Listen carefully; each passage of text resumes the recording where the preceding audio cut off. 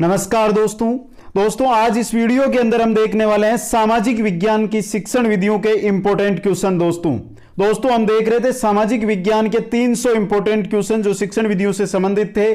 उसके अंदर हमारा ये भाग नंबर 9 है। आज हमारे 300 के 300 क्वेश्चन कंप्लीट हो जाएंगे। आप सभी मित्रों से मैं एक बार अनुरोध करता हूं कि दोस्तों प्लेलिस्ट में जाइए, सामाजिक विज्ञान शिक्षण विधियों के नाम से बनी हुई है।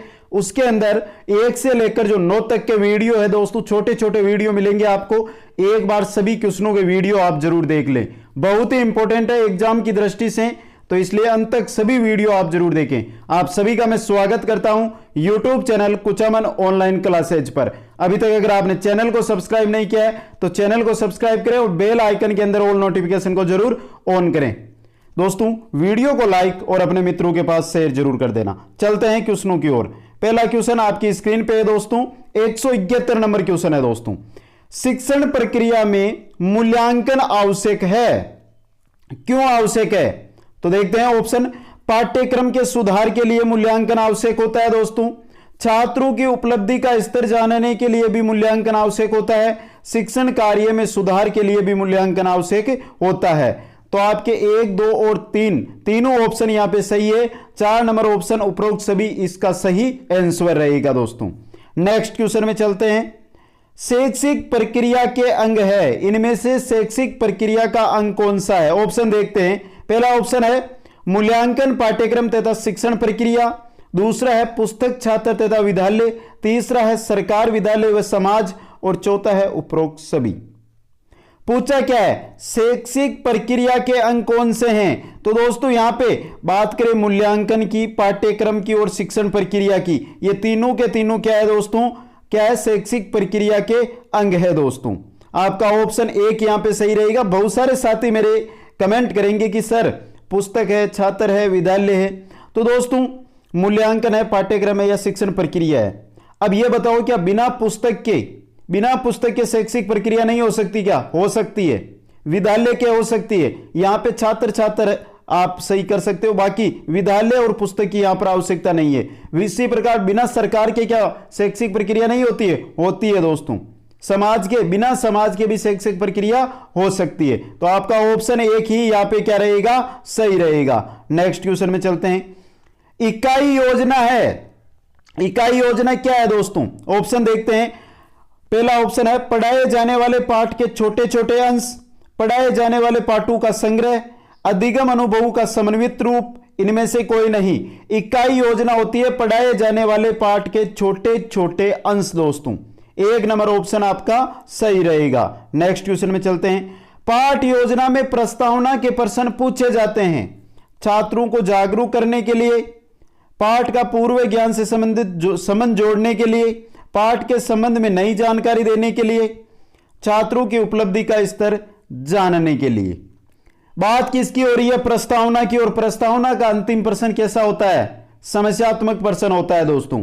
तो प्रस्तावना में जो प्रश्न पूछे जाते हैं वो पूछे जाते हैं दोस्तों पाठ का पूर्व ज्ञान से संबंध जोड़ने के लिए। ऑप्शन नंबर 2 यहां पे आपका क्या रहेगा? सही रहेगा। नेक्स्ट क्वेश्चन में चलते हैं। बोध प्रश्न पूछना अधिक उपयोगी है पाठ के प्रारंभ में, प्रत्येक चरण की समाप्ति पर, पाठ के विकास में, पुनरावृत्ति के समय।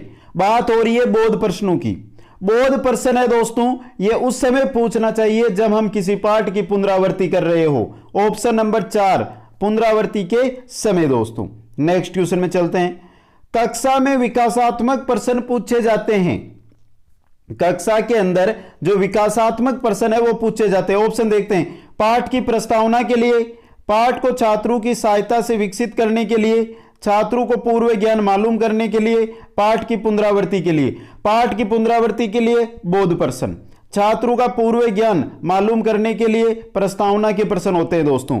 ऑप्शन 2 है यहां पे पाठ को छात्रों की सहायता से विकसित करने के लिए विकासात्मक प्रश्न है वो पूछे जाते हैं। ऑप्शन 2 आपका यहां पे सही रहेगा। नेक्स्ट क्वेश्चन है।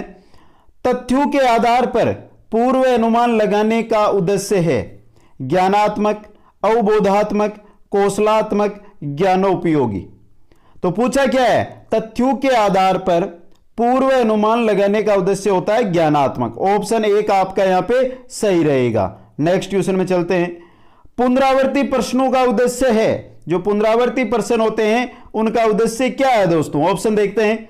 दिए गए ज्ञान की जांच करना, विषय वस्तु का ज्ञान देना, विषय वस्तु की आवर्ती, प्रबलीकरण तथा दृढ़ीकरण और शिक्षण को रुचिपूर्ण बनाना। पुनरावर्ती जो प्रश्न है उनका उद्देश्य होता है कि विषय वस्तु की आवर्ती करना, प्रबलीकरण करना और दृढ़ीकरण करना दोस्तों। 3 नंबर ऑप्शन आपका सही रहेगा। नेक्स्ट क्वेश्चन में चलते हैं।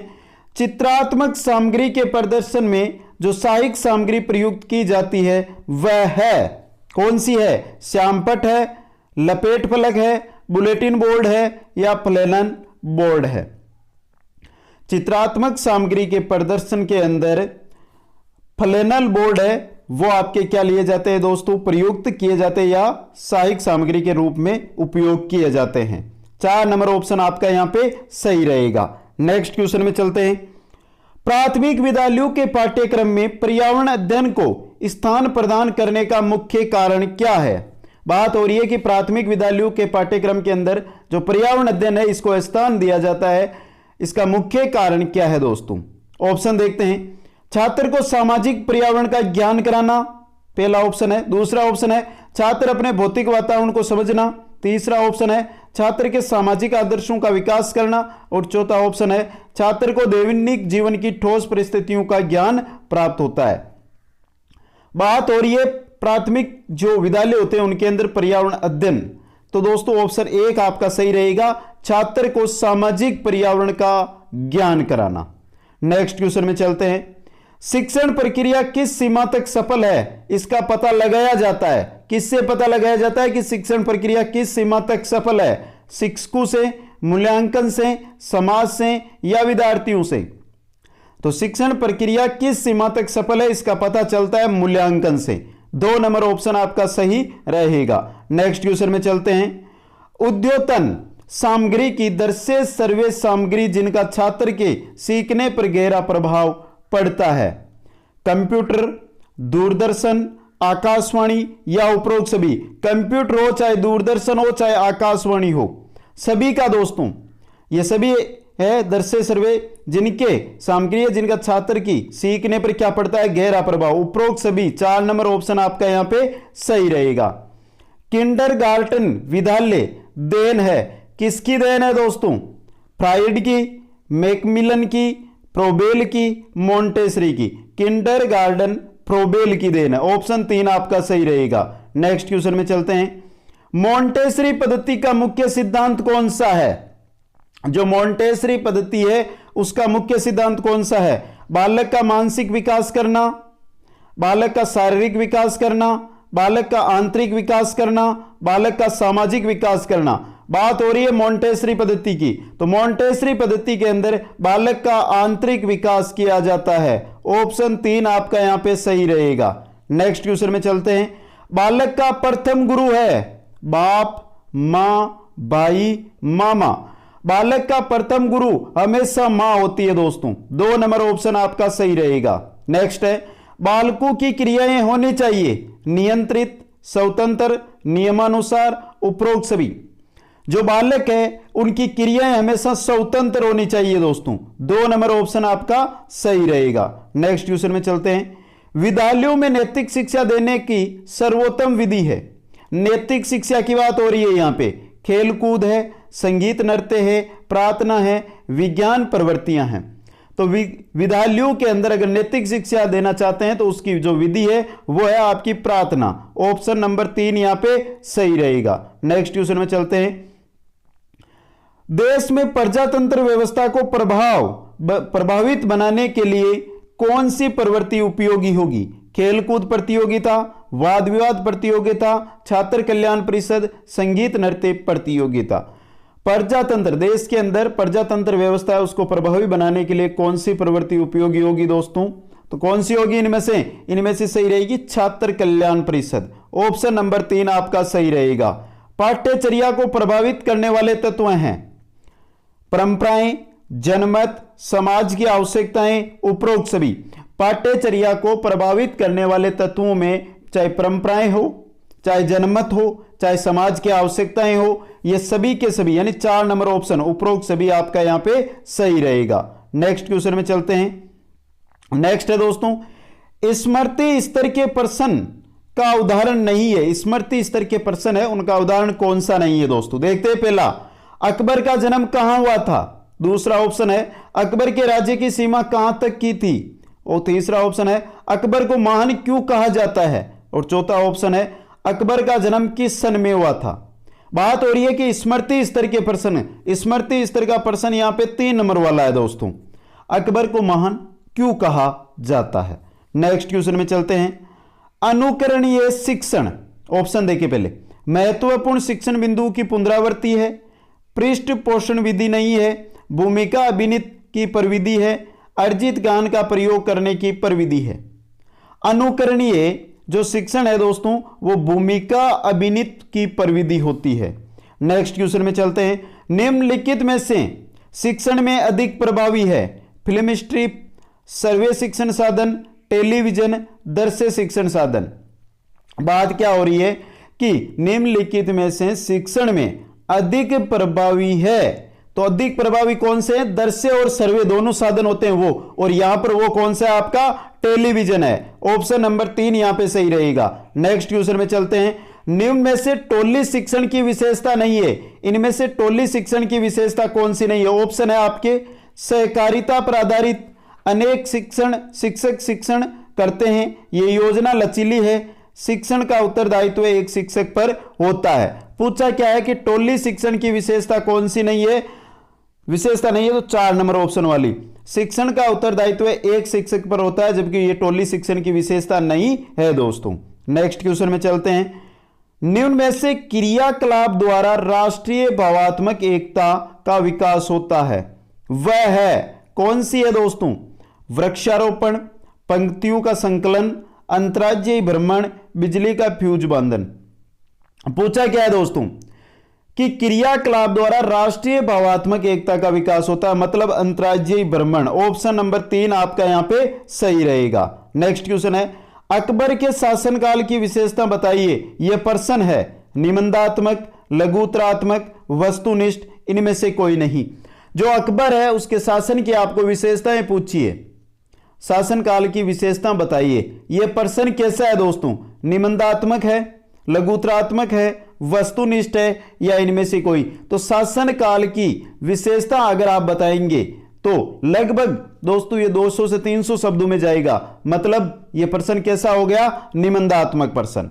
नेक्स्ट क्वेश्चन में चलते हैं, समाजोपयोग, समाज उपयोगी उत्पादन कार्य योजना का मुख्य उद्देश्य है बचत करना, काम करके कमाई करना, श्रम के प्रति निष्ठा, काम करके अधिक खर्च करना। समाज उपयोगी उत्पादन कार्य योजना का जो मुख्य उद्देश्य है वो होता है श्रम के प्रति निष्ठा। 3 नंबर ऑप्शन आपका यहां पे सही रहेगा। नेक्स्ट क्वेश्चन में चलते हैं, महापुरुषों का जीवन चरित्र छात्रों में जिस गुण का विकास करता है वह है, महापुरुषों का जो जीवन चरित्र होता है वो छात्रों के अंदर जिस गुण का विकास करता है वो कौन सा है। सुनागरिकता की भावना का विकास करना, विश्व बंधुत्व की भावना का विकास करना, राष्ट्र प्रेम के गुणों का विकास करना, अधिकारों की भावना की गुणों का विकास करना। तो महापुरुष के जीवन चरित्र छात्रों में राष्ट्र प्रेम के गुणों का विकास करते हैं दोस्तों। 3 नंबर ऑप्शन आपका सही रहेगा। नेक्स्ट क्वेश्चन में चलते हैं, किसी उपकरण की सहायता से विषय वस्तु को रोचक ढंग से प्रस्तुत किए जाने वाली विधि जो कि छोटे बालकों के लिए उपयुक्त है वह विधि है। कौन सी विधि है, किसी उपकरण की सहायता से जो विषय वस्तु है उसको रोचक ढंग से प्रस्तुत किए करते हैं तो वो छोटे बालकों के लिए उपयुक्त विधि है, कौन सी है। नाटकीकरण विधि, अभिनय विधि, खेल विधि या कहानी विधि। तो कोई सा भी उपकरण है उसकी सहायता से विषय वस्तु को रोचक ढंग से, यहां पे समझिए दोस्तों। और क्या है दूसरी बात कि ये छोटे बालकों के लिए उपयुक्त विधि है, तो 4 नंबर ऑप्शन कहानी विधि होगी दोस्तों। नेक्स्ट क्वेश्चन में चलते हैं, शिक्षण में पर्यटन का मुख्य उद्देश्य है, शिक्षण के अंदर पर्यटन का जो मुख्य उद्देश्य है वो क्या है दोस्तों। छात्रों का मनोरंजन करना, छात्रों को विषय का स्पष्टीकरण करना, निकट के वातावरण का अध्ययन करना, अवकाश का सदुपयोग करना। शिक्षण में पर्यटन का जो उद्देश्य है वो है दोस्तों आपका छात्रों को विषय का स्पष्टीकरण करना। और चलते हैं दोस्तों अंतिम क्वेश्चन की ओर। अंतिम क्वेश्चन है, एक शिक्षक सामाजिक पर्यावरण अध्ययन में मिट्टी का मॉडल बनाकर शिक्षण करते समय निम्नलिखित में से किस शिक्षण सिद्धांत का उपयोग करते हैं दोस्तों? किस शिक्षण सिद्धांत का उपयोग करेगा? उपयोगी विषय वस्तु के चयन का सिद्धांत, प्रेरणा का सिद्धांत, रुचियों के उपयोग का सिद्धांत, क्रियात्मक कार्यों पर बल देने का सिद्धांत। एक शिक्षक है, सामाजिक पर्यावरण अध्ययन में मिट्टी के मॉडल बनाकर शिक्षण करते समय वो रुचियों के उपयोग का सिद्धांत है उसका उपयोग कर रहा है। 3 नंबर ऑप्शन आपका सही रहेगा यहां पे। तो दोस्तों आप सभी को फिर एक बार बोल रहा हूं, हमारे 300 क्वेश्चन है वो कंप्लीट हो चुके हैं। प्ले लिस्ट बनी हुई है दोस्तों, प्ले लिस्ट में जाइए, 9 वीडियो आपको कंप्लीट मिलेंगे और 9 वीडियो के अंदर आपको 300 के 300 क्वेश्चन मिल जाएंगे। मित्रों विश्वास के साथ एक बार इन 300 क्वेश्चनों को आप देखें, अपने नोटबुक में नोट करें, वन लाइनर बनाकर, एग्जाम के समय बहुत काम में आने वाले क्वेश्चन है दोस्तों। वीडियो को लाइक और अपने मित्रों के पास शेयर करें। आप सभी को बहुत बहुत धन्यवाद।